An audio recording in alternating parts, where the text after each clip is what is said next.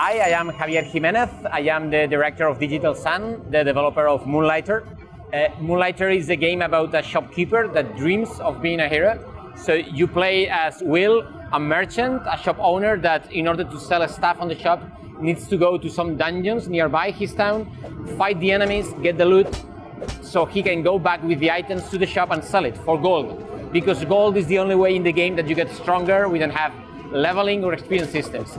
So you play as a merchant that wants to pursue the dream of becoming a hero and at the same time unravel the mystery of the dungeons. So there is a story to it besides the way that the fact that it's played as a management game plus a roguelike game all mixed together.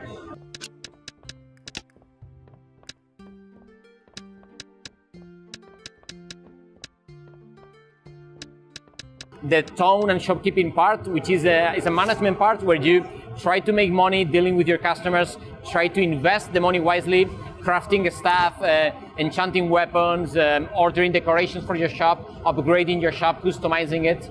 And the dungeoning part, which is references games like a classic Zelda's or The Binding of Isaac. Every time you enter the dungeons, they are new, they are procedurally generated, and you get to explore them.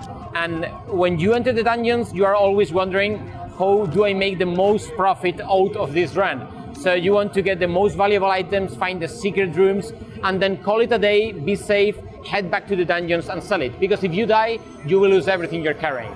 So when you are in the dungeons, we want the player to be thinking about the shop and about the gold. And when you are in the town, in the shop, we want the player to be thinking about how do I get stronger to beat the dungeons. So the two cores of the game reinforce each other.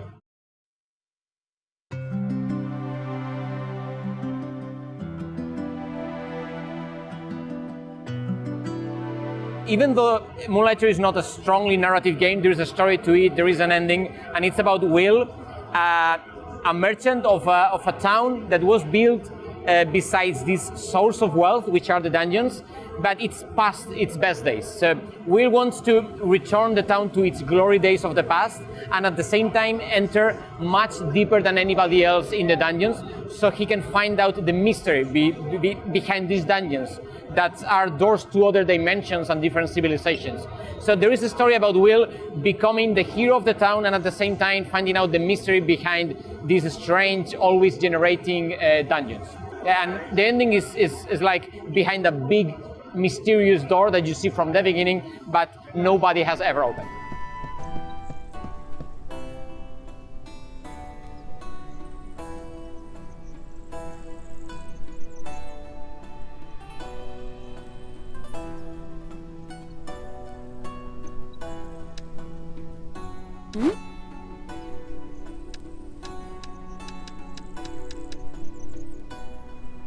The Kickstarter was very important for us because of the money, because it always helps in the development of the game. We funded Moonlighter being a service company that develops video games for other people.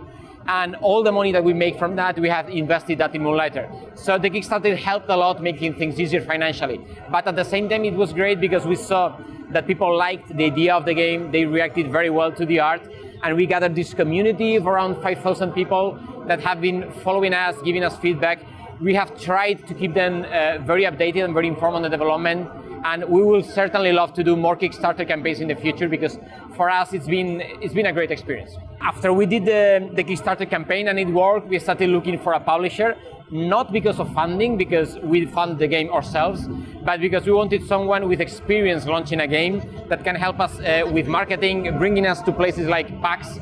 So the publisher we talked to many publishers, but the one we liked the best was 11-bit because we were huge fans of This War of Mine, and we felt they were a publisher that was also a studio, so they knew a lot about making games, and we think in the end it's all about making a great game. And so far the experience with 11-bit has been great. We are gonna announce the release date very soon after PAX East, and it's gonna be launched on all consoles and PC. So it's gonna be out on PS4, Xbox, and PC first, and then hopefully very soon later on Nintendo Switch.